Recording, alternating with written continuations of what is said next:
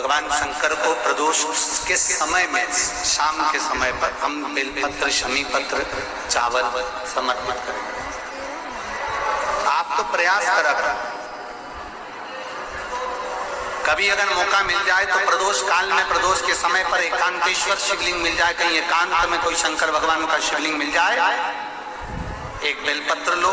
उसके ऊपर एक शमी पत्र रख लो, एक चावल का दाना रख लो, अपने मन की बात बाबा से कहकर श्री शिवाय नमस्तुभ्यं बोलकर शंकर भगवान की अशोक सुंदर वाली जगह पर स्पर्श कराकर वही शमी पत्र, वही अक्षत का दाना, वही बेलपत्र शंकर भगवान के शिवलिंग पर उसको समर्पित कर दो। समर्पित करते समय ये जो डंडी का मुख है, ये जहाँ जलाधारी होती है, पानी बहता है, उस ओर डंडी का मुख होना चाहिए। जिधर पानी बह रहा है उधर से करो।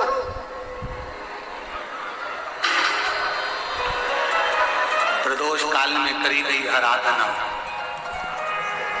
प्रदोष काल में किया गया भजन,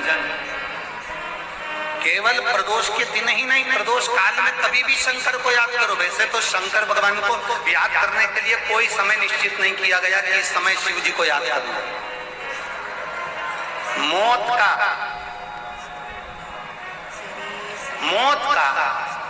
और महाकाल का आने का समय कभी निश्चित नहीं होता। मौत आने का समय भी निश्चित नहीं होता, कब व्यक्ति की मृत्यु हो जाए, कब प्राण छूट जाए, कब बीपी शुगर कभी गड़बड़ हो जाए, कब किसको कौन सा रोग हो जाए, कब किसको अटैक आ जाए, कोई समय का भरोसा नहीं है। मौत का जैसे समय नहीं होता, उसी तरह महाकाल के भजन का, शंकर भगवान के गुणगान का, शिव जी की भक्ति का कोई समय नहीं है। तुम जब पुकारो, मेरा देव अधिदेव महादेव तुम्हारे सामने खड़ा है। तुम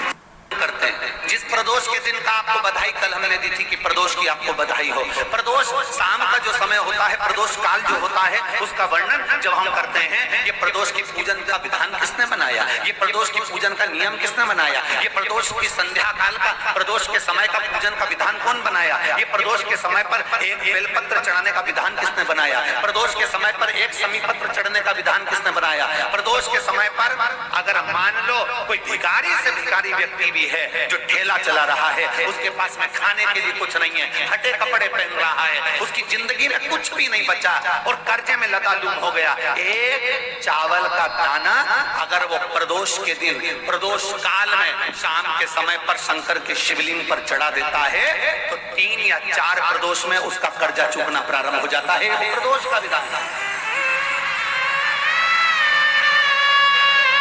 इतना, ये प्रदोष का वर्णन करा किसने, इतना प्रदोष की महत्वता बताई किसने, कौन करे इतना वर्णन। अगर प्रदोष की महत्वता बताने वाला कोई है, इसीलिए मेरे शंकर भगवान माता सती को लेकर कुंभज ऋषि के यहाँ, अगस्त्य ऋषि के यहाँ कथा सुनने के लिए गए थे, क्योंकि उनके बराबर कोई शंकर के महत्व को बता नहीं सकता और प्रदोष के महत्व को नहीं बता सकता। सती मैया को प्रदोष का महत्व बताने के लिए शंकर सती जी को लेकर कुंभज बाबा के यहाँ गए थे अगस्त्य ऋषि, कि प्रदोष के महत्व को तो जानो सती, तुम प्रदोष के महत्व को तो सती जानो, तुम प्रदोष के महत्व को तो सती पहचानो कि प्रदोष का महत्व क्या होता है, प्रदोष काल का महत्व क्या होता है, प्रदोष के समय का महत्व क्या होता है।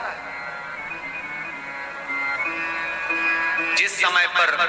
सूरज डूब रहा हो, चंद्र प्रकाशित हो रहा हो, दोनों का मेल हो रहा हो,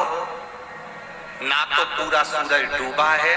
ना पूरा चंद्र आया है, ना पूरा अंधेरा है, ना पूरा उजाला है, उस समय को प्रदोष काल कहा गया, उस समय को प्रदोष का समय कहा, प्रदोष काल कहा। अब कई लोग हमसे कहते हैं गुरुजी आप हमको प्रदोष का समय बताया करो कि प्रदोष काल किसको कहते हैं, प्रदोष का समय किसको कहते हैं। अब एक बात हम आप सबसे कहना चाहते हैं, जितने लोग आस्था चैनल पर सुन रहे हैं, जितने फेसबुक यूट्यूब पर सुन रहे हैं और जितने रेवाड़ी की इस पवित्र धरा पर कथा को सुन रहे हैं, आप सबसे एक बात कहना चाहते हैं,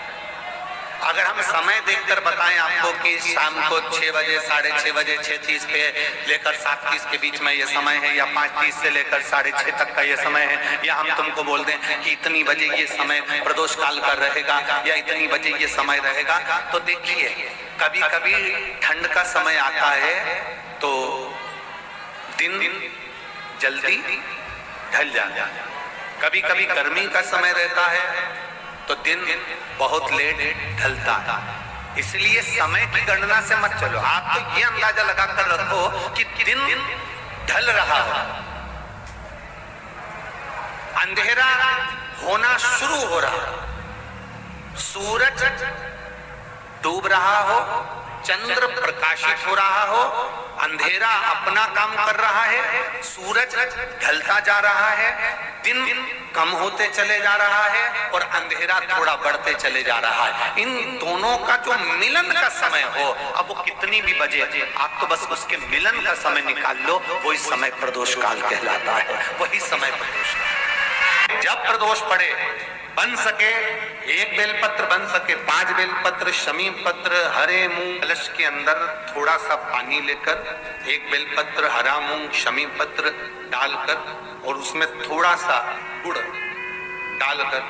भगवान शिव का स्मरण कर कर प्रदोष काल में, मान लो कोई काम आपका बहुत जरूरी है, बहुत दिनों से अब थक गए हैं, नहीं हो रहा, कर्जा बढ़ रहा है, धन नहीं आ रहा, व्यापार नहीं चढ़ रहा, या कोई समस्या बहुत प्रबल है, कोई एग्जाम में बैठ रहे हो नहीं हो रहा,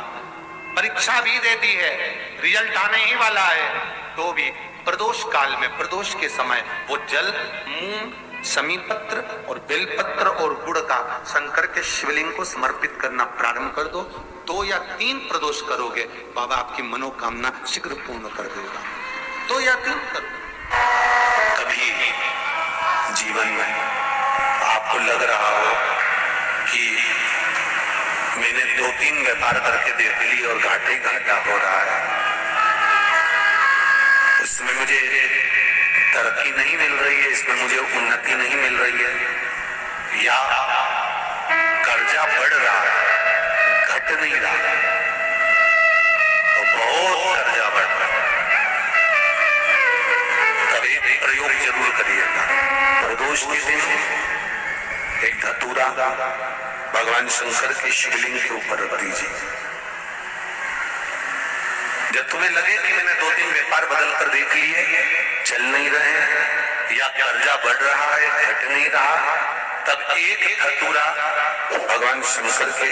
ऊपर रख दीजिए। धतूरा रखने का एक नियम होता है, धतूरे की जो डंडी होती है, देखिए छोटी सी डंडी होती है धतूरे में, वो डंडी धतूरे की आप जहां बैठे हो उससे विपरीत होना चाहिए। धतूरे की डंडी आप इधर बैठे हो तो धतूरे की डंडी उधर। अपने को लग रहा है कि व्यापार मैंने बदल लिया, 2 बार 4 बार 6 बार व्यापार बदल के देख लिया और कर्जा बढ़ रहा है, पर व्यापार भी नहीं चल रहा, फैक्ट्री डाली वो भी चल बंद हो गई, दुकान डाली वो भी बंद हो गई, कुछ काम करा वो भी बंद हो गया, जहां संबंध के लिए जाते हैं संबंध नहीं होता है, बेटा बेटी बड़े हो गए उनका कहीं जम नहीं रहा, बहुत प्रयास करके देख लिया पर हो नहीं रहा, तो प्रदोष के दिन धतूरे को रखिए पर डंडी विपरीत दिशा की ओर हो और 1 लोटा जल धीरे धीरे उसी धतूरे के ऊपर आप चढ़ाना प्रारंभ कर दीजिए जो शिवलिंग के ऊपर रखा हो।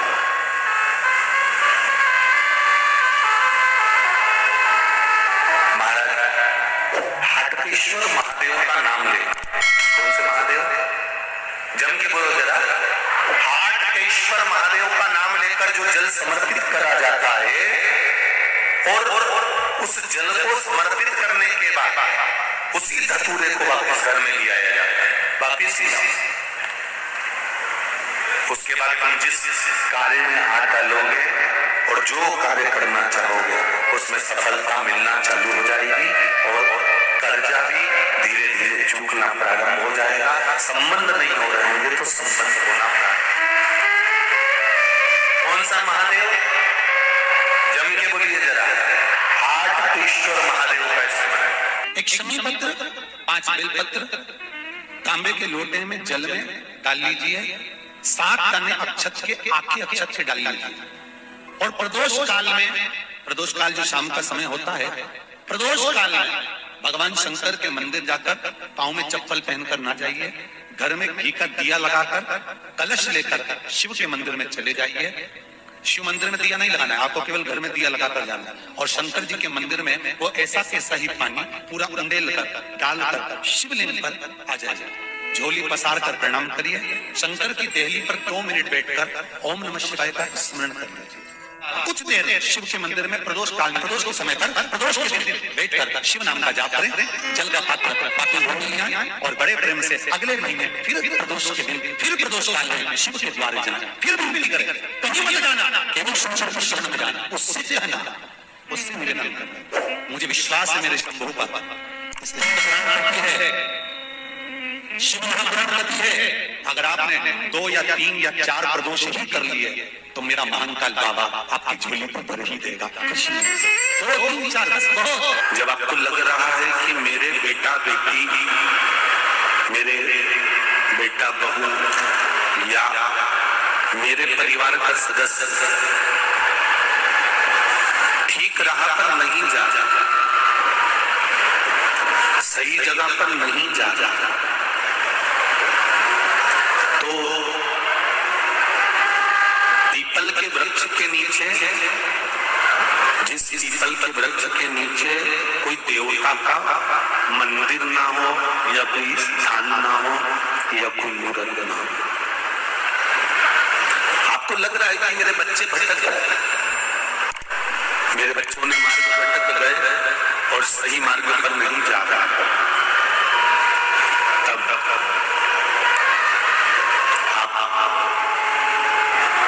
पीपल के वृक्ष के नीचे भगवान पिपलेश्वर महादेव के नाम से, कौन से महादेव,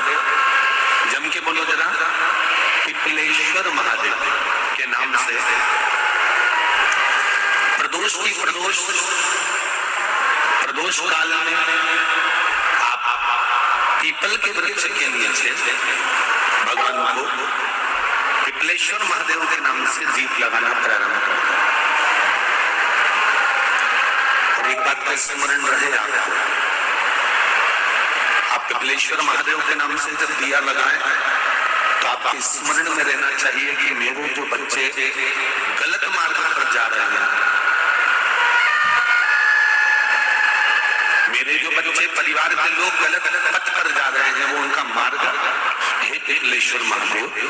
आप उनका मार्ग सुलभ करें और उसको सत्मार्ग की ओर ले जाएं। हमारे बच्चे गलत मार्गों की ओर चले रहे हैं, उनका